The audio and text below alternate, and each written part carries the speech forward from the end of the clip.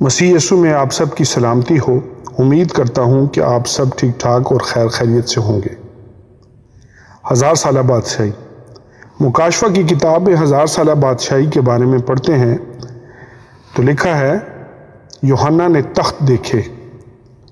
مکاشفہ 20 باب 4 آیت میں لکھا ہے، پھر میں نے تخت دیکھے اور لوگ ان پر بیٹھ گئے اور عدالت ان کے سپرد کی گئی، اور ان کی روحوں کو بھی دیکھا جن کے سر یسوع کی گواہی دینے اور خدا کے کلام کے سبب سے کاٹے گئے تھے، اور جنہوں نے اس حیوان کی پرستش کی تھی، نہ اس کے بت کی اور نہ اس کے چھاپ اپنے ماتھے اور ہاتھوں پر لی تھی، وہ زندہ ہو کر 1000 برس تک مسیح کے ساتھ بادشاہی کرتے رہے۔ مکاشفہ 20 باب اور اس کی 6 آیت میں لکھا ہے، مبارک اور مقدس وہ ہے جو پہلی قیامت میں شریک ہو، ایسوں پر دوسری موت کا کچھ اختیار نہیں، بلکہ وہ خدا اور مسیح کے کاہن ہوں گے اور اس کے ساتھ 1000 برس تک بادشاہی کریں گے۔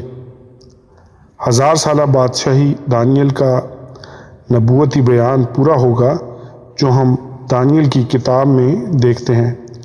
دانیل 2 باب 44 آیت میں لکھا ہے، اور ان بادشاہوں کے ایام میں آسمان کا خدا ایک سلطنت برپا کرے گا جو تا ابد نیست نہ ہوگی، بلکہ وہ ان تمام مملکتوں کو ٹکڑے ٹکڑے اور نیست کرے گی، اور وہی ابد تک قائم رہے گی۔